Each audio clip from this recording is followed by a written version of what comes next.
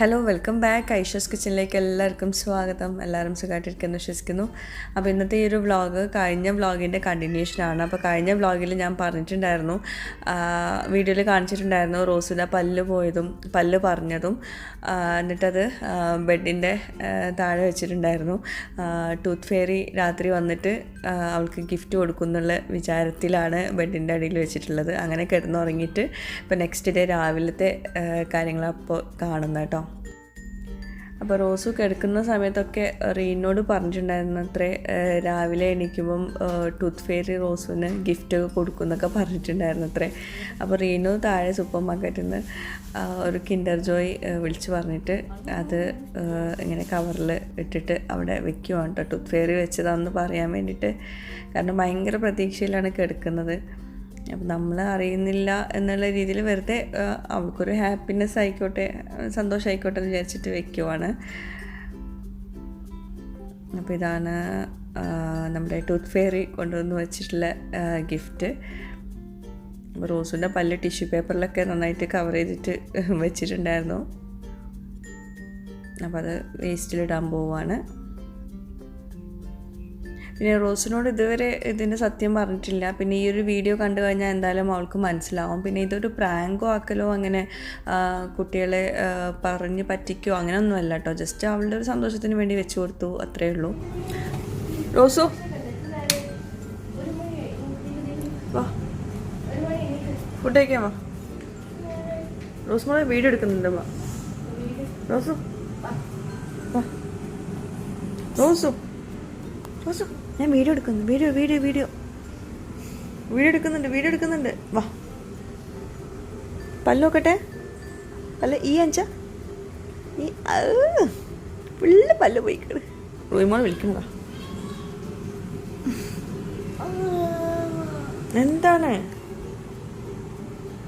വാ ഞാൻ വീഡിയോ എടുക്കുകയാണ്. ഒന്ന് ജസ്റ്റ് ഒന്ന് അവിടേക്ക് ഒന്ന് ഇതാക്കിയിട്ട് വാ.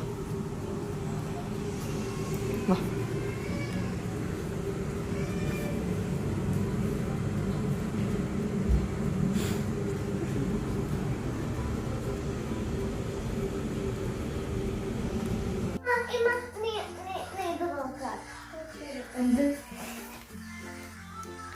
ഹലോ, പല്ലെവിടെ?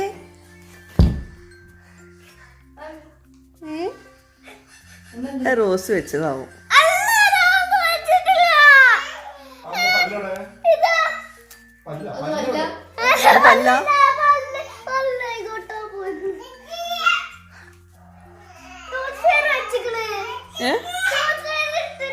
അത് നീ വെച്ചതാവും. റോസ് വെച്ച.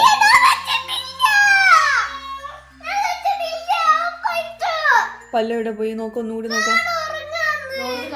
റോസ് കള്ളം പറയരുത്. റോസു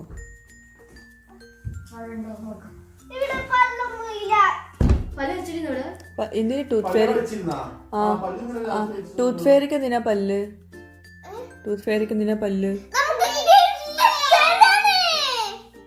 പിന്നെ ടൂത്ത് ഫെയറിക്ക്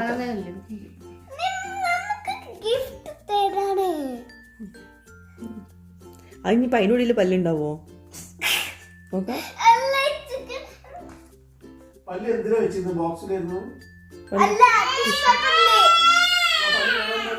ഇല്ല, അത് തുറന്നോക്കെ. ടൂത്ത് ഫെയറി കിൻഡർ ജോയിനുള്ളിൽ പല്ല് വെച്ചിട്ടുണ്ടാവും. നോക്കട്ടെ. അതില് ചിലപ്പം പല്ലുണ്ടാവും. നമുക്ക് പല്ല് ഇവിടെ പോയി നോക്കണ്ടേ? ഇങ്ങനെയാണെങ്കിൽ എല്ലാ പല്ലും ഇതേപോലെ എടുത്തേക്കുന്നല്ലേ റോസു? എല്ലാം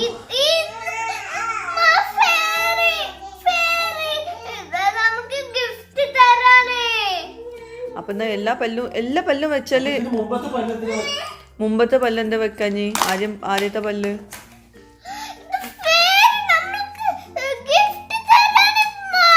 ആയിക്കോട്ടെ, ഫെയർ ഗിഫ്റ്റ് തരാണ് ഓക്കെ. പക്ഷെ എന്താ ഫസ്റ്റത്തെ പല്ല് എന്താ വെക്കാഞ്ഞി? അത് വെക്കാണെങ്കിൽ എനിക്ക് അന്നും ഗിഫ്റ്റ് ഇട്ടില്ലായിരുന്നോ?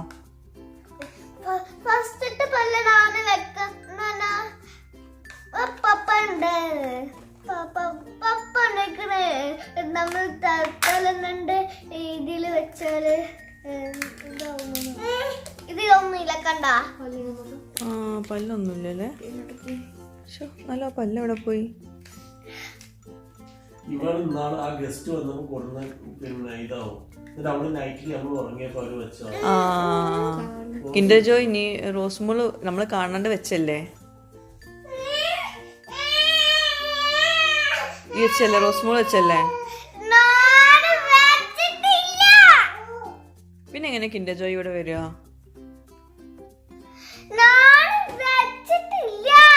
പിന്നെ എങ്ങനെ കിൻഡർ ജോയ് വന്നത്? സത്യം പറ.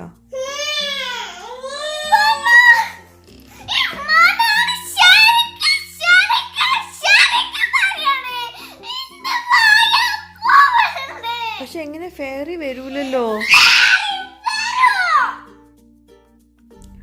പിന്നെ ഇന്നലത്തെ നോമ്പ് തുറ വിശേഷങ്ങളൊക്കെയാണ്. അപ്പം നോമ്പ് തുറക്കാൻ നേരം നമ്മൾ ആ സ്നാക്ക് ഉണ്ടാക്കി. ഞാൻ രാവിലെ ഷെയർ ചെയ്തിട്ടുള്ള ചില്ലി ചിക്കൻ ചട്ടിപ്പത്തിരി ആയിരുന്നു ഉണ്ടാക്കിയിരുന്നത്. പിന്നെ അതിന് ശേഷം കഴിക്കാൻ വേണ്ടിയിട്ട് നെയ്ച്ചോറും ബീഫ് കറിയും ആണ് ഉണ്ടാക്കിയിട്ടുള്ളത്. അപ്പോൾ നെയ്ച്ചോറ് ഉണ്ടാക്കിയിട്ടുള്ളത് ഇക്കായിരുന്നു. ഞാനുണ്ടാക്കുമ്പോൾ എങ്ങനെയായാലും എനിക്കിങ്ങനെ ഈ അണ്ടിപ്പരിപ്പ് മുന്തിരി ഇങ്ങനെ കുറേ സാധനങ്ങൾ ഇങ്ങനെ നെയ്ച്ചോറിൽ കിടക്കുന്നൊന്നും ഇഷ്ടമല്ല. അപ്പോൾ ഇക്ക പറഞ്ഞു ഞാൻ കുക്കറിൽ ഉണ്ടാക്കിക്കോളാം എന്ന് പറഞ്ഞിട്ട് ഉണ്ടാക്കിയതാണ്. കാണാൻ നെയ്ച്ചോറിൻ്റെ കളറ് മാറിയിട്ടുണ്ടെങ്കിലും സംഭവം അടിപൊളിയായിരുന്നു കേട്ടോ. ഒരുപാട് ഐറ്റംസ് ഇട്ടിട്ടുണ്ട്. അത്യാവശ്യം റോ സ്പൈസസ് ഒക്കെ ഇട്ടിട്ടുണ്ട്. പിന്നെ ഇന്ന് ഒരു പ്രത്യേക ടയർഡ്നെസ്സും അതുപോലെ ഭയങ്കര മടിയൊക്കെ ആയിരുന്നു. പിന്നെ അതിൻ്റെ കൂടെ റൂയിമോളും അത്യാവശ്യം ഭയങ്കരമായിട്ട് കരച്ചിലൊക്കെ ആയിരുന്നു. അപ്പോൾ പിന്നെ ഞാൻ വിചാരിച്ചു കറി മാത്രം ഉണ്ടാക്കിയിട്ട് പുറത്തുനിന്ന് എന്തെങ്കിലും കൊണ്ടുവരാമെന്ന്. അപ്പോൾ ഇക്ക പറഞ്ഞു ഞാൻ ഉണ്ടാക്കിക്കോളാം. അങ്ങനെ ഉണ്ടാക്കിയതാണ് കേട്ടോ. അങ്ങനെ എപ്പോഴൊന്നും ഉണ്ടാക്കാറില്ല. അപ്പോൾ ഇതിൻ്റെ കൂടെ സൈഡ് ഡിഷായിട്ട് ഫ്രൈഡേ ബ്രാൻഡിൻ്റെ മിക്സഡ് അച്ചാറുണ്ട്, തൈരുണ്ട്, ചമ്മന്തിയുണ്ട്, പപ്പടമുണ്ട്. പിന്നെ നെയ്ച്ചോറിൻ്റെ കളർ വ്യത്യാസം വരാൻ കാരണം ഫ്രൈഡ് ഓണിയനാണ് ഇതിലേക്ക് ചേർത്തിട്ടുള്ളത്. അതുകൊണ്ട് തന്നെ നല്ലൊരു മണവും നല്ലൊരു ടേസ്റ്റ് ഉണ്ടായിരുന്നു. അപ്പോൾ നമ്മുടെ ബീഫ് കറിയുടെ റെസിപ്പി ഞാൻ മുമ്പേ ഷെയർ ചെയ്തിട്ടുണ്ടായിരുന്നു കേട്ടോ. പിന്നെ ഈ ഒരു മൈദ ദോശ നമ്മുടെ സ്നാക്കിലൊക്കെ ഉണ്ടാക്കിയതിൻ്റെ ബാക്കിയുള്ള ദോശയാണ് കേട്ടോ. അപ്പോൾ ഈ വീഡിയോസൊക്കെ തന്നെ ഞാൻ എങ്ങനെ എടുത്തെന്ന് എനിക്ക് തന്നെ അറിയുള്ളൂ. കാരണം നോമ്പും അതുപോലെ തന്നെ മോളെ ഒരു ഭാഗത്ത് കരിയ എല്ലാം കൂടി ആയിട്ട് അങ്ങനെ വീഡിയോ എടുക്കാനുള്ള സാഹചര്യമൊന്നും ഇല്ലായിരുന്നു. പിന്നെ അങ്ങോട്ട് എടുത്തു. പിന്നെ ഭക്ഷണം കഴിക്കണമൊന്നും എടുക്കാൻ പറ്റിയില്ല. കാരണം റൂയിമോള് മടിയിലുണ്ടാവും, കരച്ചിലും പിരിച്ചിലൊക്കെ ആയിട്ട് ഞാൻ പിന്നെ എടുക്കാൻ നിന്നില്ല. അപ്പോൾ ഇതാണ് നമ്മുടെ നെയ്ച്ചോറും ബീഫ് കറിയും. അപ്പം ഒരുപാടൊന്നും വീഡിയോസ് ഇൻക്ലൂഡ് ചെയ്യാൻ പറ്റിയിട്ടില്ല. അപ്പോൾ ഇനി അടുത്ത നല്ലൊരു വ്ളോഗുമായിട്ടോ വീഡിയോയുമായിട്ടോ ഒക്കെ വരുന്നവരേക്കും ബൈ. Thank you.